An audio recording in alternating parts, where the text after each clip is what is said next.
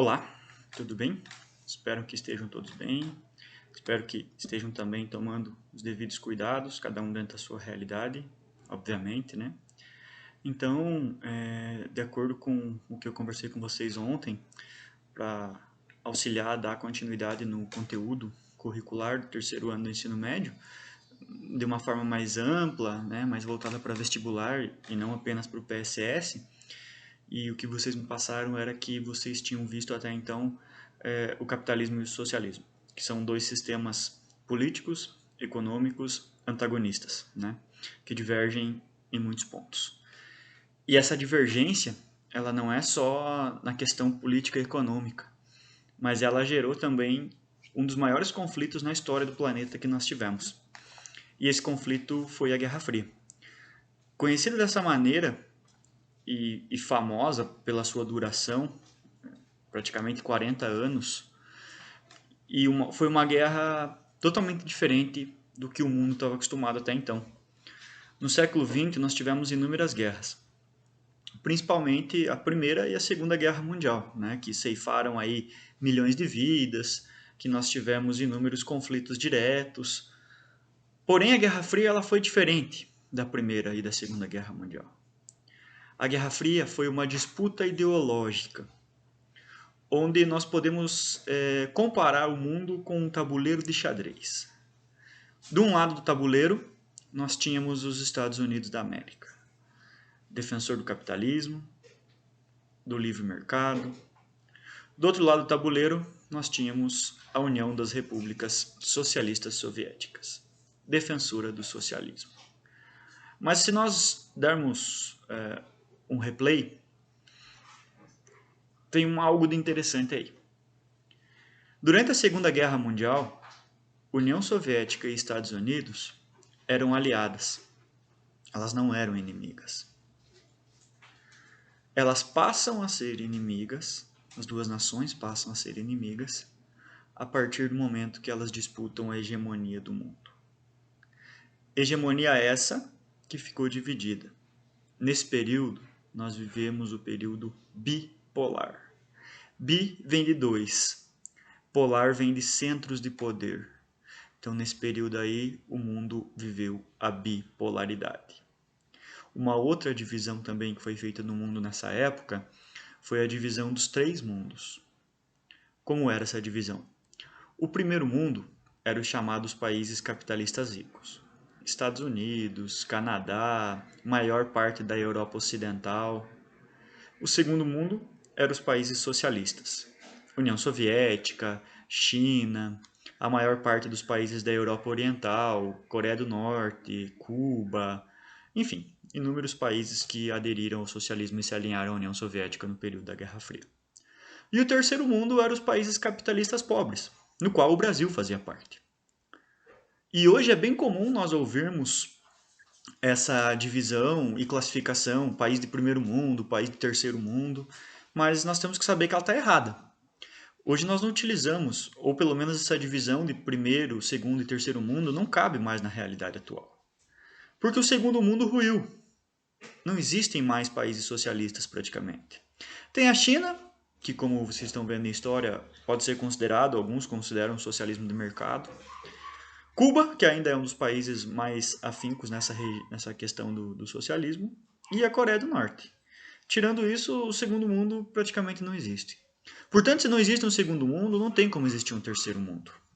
Certo? Então, essa regionalização de país de primeiro mundo, país de terceiro mundo, atualmente é totalmente errada. Nós vemos muitos políticos, principalmente, e a mídia usando esses termos, país de primeiro mundo, país de terceiro mundo, que não se encaixa mais na nossa realidade. Certo?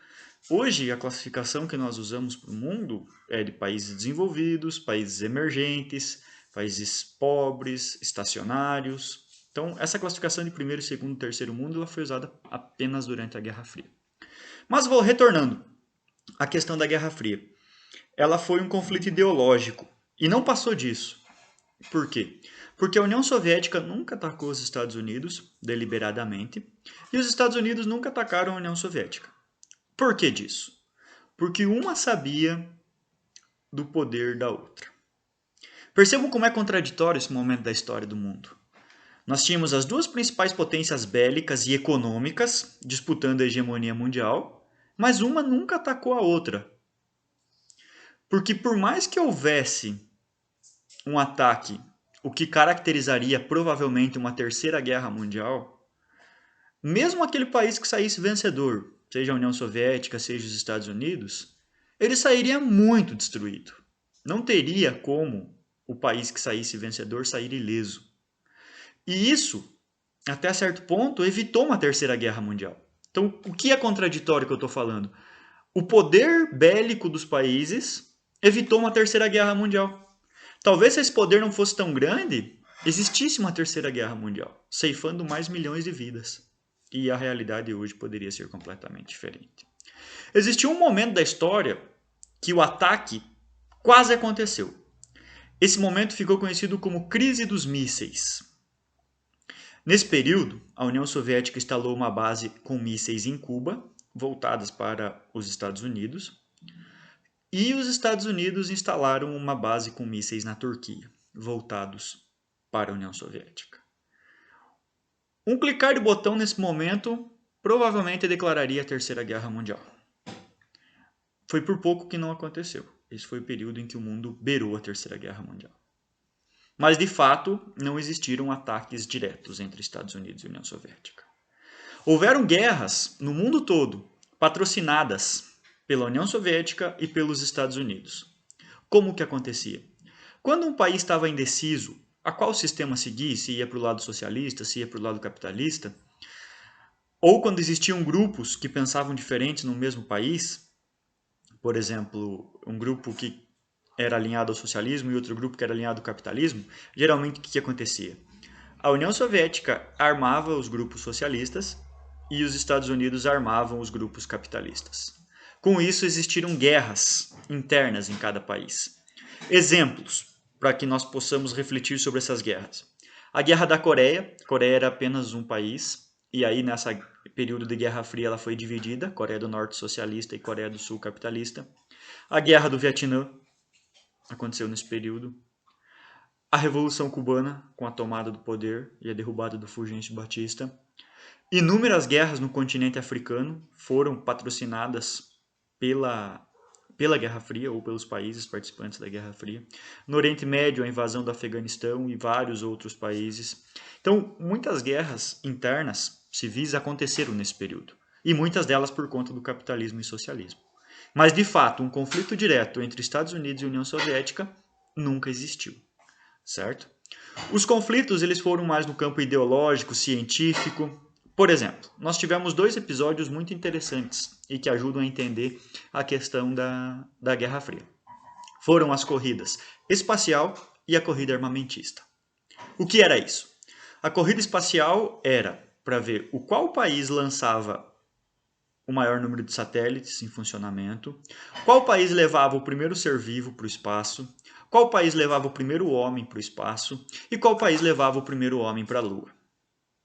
Hoje isso é contado com uma série de saudosismo, né? Um romantismo, digamos assim. Mas na época esse conflito ele levou muito dinheiro dos países. Então, no caso do ser vivo, a União Soviética saiu na frente. A União Soviética envia a Laika, uma cachorrinha vira-lata, para o espaço. A Laika era uma cachorra vira-lata que ficava ali na Agência Espacial Soviética. E os soldados começam a alimentar ela, treiná-la, para que ela pudesse entrar numa cápsula apertada, não se batesse, e foi enviada para o espaço. A Laika, estima-se que ela ficou de 5 a 7 horas viva ainda depois do lançamento e morreu lá em cima. Mas foi o primeiro ser vivo que foi para o espaço, na União Soviética. Depois, a União Soviética leva o primeiro homem para o espaço, um astronauta chamado Yuri Gagarin. Foi o primeiro homem a ir para o espaço, foi e voltou. Como resposta, os Estados Unidos levam o primeiro homem para a Lua, o Neil Armstrong, um astronauta norte-americano, que foi o primeiro homem a pisar na Lua. Aquela cena clássica da bandeira dos Estados Unidos cravada na Lua, né? E, enfim, que passa aí na mídia o tempo todo. Foi tanto o Neil Armstrong quanto o Buzz Aldrin. Foram os 2 homens que foram para a Lua. Mas o primeiro a pisar foi o Neil Armstrong. Basicamente, essa foi a corrida espacial. A NASA de um lado e a Agência Espacial Soviética do outro. Houve também a corrida militar. O que era a corrida militar? A corrida militar era para ver qual país tinha o maior exército, o exército mais letal, o maior número de armamentos, o maior número de tanques, de submarinos militares, de porta-aviões, enfim, toda a parte militar, a competição. E a pergunta é, professor, se nenhum atacou o outro em momento algum, por que uma corrida militar? Uma corrida ideológica, uma disputa ideológica como foi a Guerra Fria, uma das principais estratégias era botar medo no mundo, para atrair países para o seu lado. E quer ferramenta melhor para botar medo no mundo do que armamento militar? Então, a corrida militar era mais estratégica do que prática, certo? E com isso, então, os países começam a disputar militarmente qual é o mais poderoso para atrair mais países ao seu lado. Com tudo isso, nós podemos perguntar, quem foi o vencedor da Guerra Fria? Essa pergunta é fácil, foi os Estados Unidos. Até porque hoje tem muito mais países capitalistas do que socialistas no mundo. E tanto é que a União Soviética se desagregou. Hoje são 15 países, né? A Rússia mais 14 países que faziam parte da União Soviética. Nós podemos considerar o fim da Guerra Fria em 3 atos. Em 1989, houve a queda do Muro de Berlim, que separava a capital alemã, um lado socialista e um lado capitalista. Quem quiser saber um pouco mais sobre essa história, assistam o filme Adeus Lenin, deve ter no torrent aí. Em 1990, a reunificação da Alemanha, que também estava dividida, um lado socialista e um lado capitalista. RDA, que era socialista, República Democrática Alemã, e RFA, que era capitalista, República Federativa Alemã, República Federal Alemã, que era o lado capitalista. Em 91, há o fim da União Soviética. Inclusive, tem um vídeo no YouTube do Pedro Bial, quando ele era repórter, ao vivo na praça em Moscou, na Praça Vermelha, anunciando o fim da União Soviética e a desagregação da União Soviética e a volta dos 15 países. Então, esses foram os 3 capítulos finais, digamos assim, da Guerra Fria, né?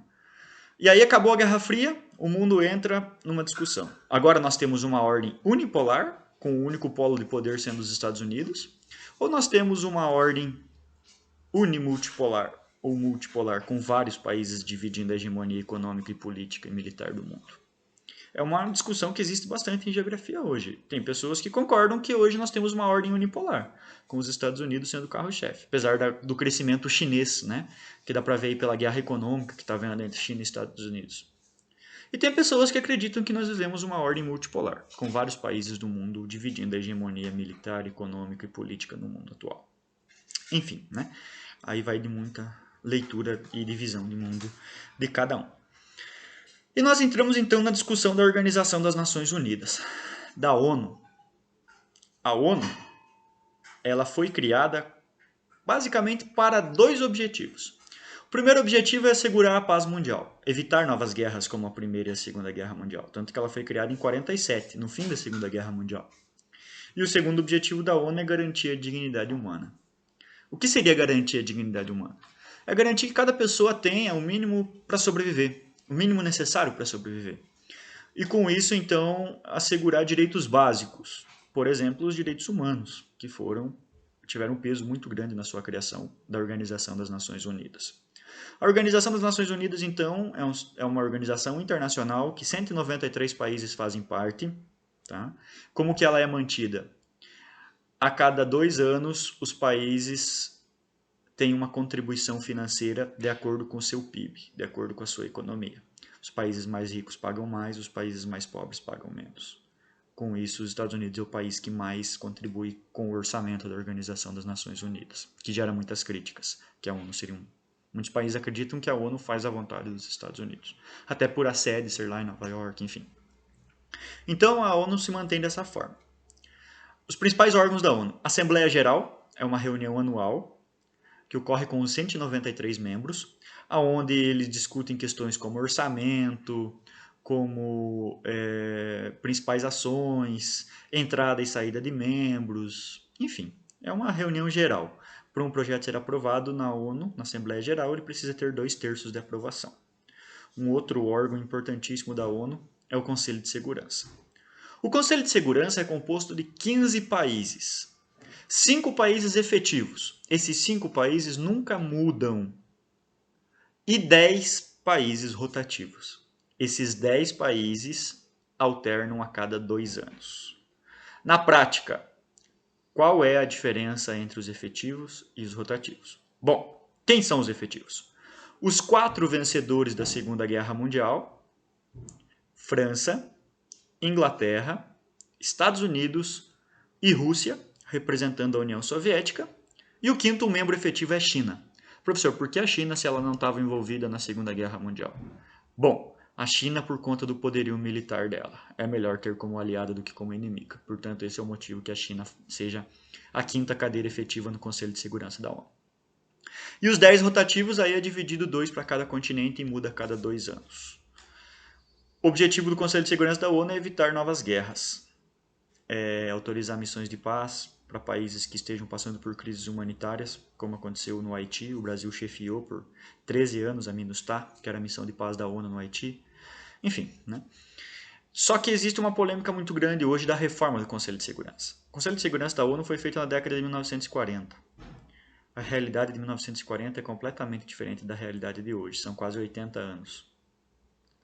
Com isso, nós tínhamos países naquela época que não eram protagonistas e hoje são. A Alemanha na época estava destruída e hoje é uma protagonista. Japão na época estava destruído e hoje é um protagonista. A Alemanha também é um outro país que, nesse caso aí, é uma protagonista hoje, está destruída. E outros países que tiveram um crescimento vertiginoso nos últimos anos. Índia, próprio Brasil, entre os emergentes. África do Sul, já que a África não tem nenhum representante como membro efetivo. Enfim. Mas na prática, qual é a diferença entre o peso da importância de um efetivo para um rotativo? O efetivo tem poder de veto. O que isso quer dizer? Vamos supor lá que um projeto foi votado no Conselho de Segurança da ONU. Se 14 países votarem a favor e um votar contra, se esse país que votou contra for efetivo, o projeto está barrado. Isso é poder de veto. Obviamente, os países evitam de usar o poder de veto por questões diplomáticas, mas já houveram vezes que os países tiveram que usar esse poder de veto. É interessante notar também a questão da ONU como parte do sistema internacional hoje. Ok? Então, esses são os 2 objetivos da ONU, essa é a estrutura básica da ONU. A ONU também tem o Tribunal Internacional, a Corte Internacional, que, como qualquer outra corte, julga processos de países. A ONU tem também ramificações em várias áreas: a Organização Mundial da Saúde, a Organização Mundial do Comércio, a Unesco, a Unicef, a PNUD, que é o Programa das Nações Unidas para o Desenvolvimento, que faz o cálculo do IDH, o Programa das Nações Unidas para o Meio Ambiente, que é o PNUMA, que trata de questões ambientais, organiza reuniões ambientais, como a Rio+10, a Rio+20, a Eco 92, a Estocolmo, enfim. Né? Então a ONU ela tem atuação em várias áreas. Algumas dicas para vocês em relação à Guerra Fria. A Guerra Fria ela também foi para o cinema. Alguns filmes que demonstram isso. A franquia Rocky estadunidense, o filme Rocky 4, que vocês podem baixar aí no torrent também, que mostra um conflito entre um boxeador estadunidense e um soviético, e aí tem muito da Guerra Fria nesse filme. O 007, um investigador estadunidense. O Capitão América é um exemplo claro da questão da Guerra Fria no cinema estadunidense. Claro que é filmes estadunidenses, então eles demonstram a visão estadunidense do conflito. Os Estados Unidos sempre como mocinho e a União Soviética sempre como vilão. Então isso é óbvio, né? E uma outra coisa também foi para os esportes. Por exemplo, quando as Olimpíadas na época da Guerra Fria foram em Los Angeles, os países socialistas não mandaram atletas, temendo a segurança deles. Quando as Olimpíadas foram em Moscou, capital da União Soviética, os Estados Unidos e alguns países capitalistas fizeram a mesma coisa. Bom, de maneira à distância a isso, né? O vídeo passa de 20 minutos, ninguém mais presta atenção. Então, peço que vocês façam a leitura sobre a Guerra Fria, né? Sobre a questão da ONU, e caso tenha alguma dúvida nós vamos tirando, beleza? Abraço e bons estudos.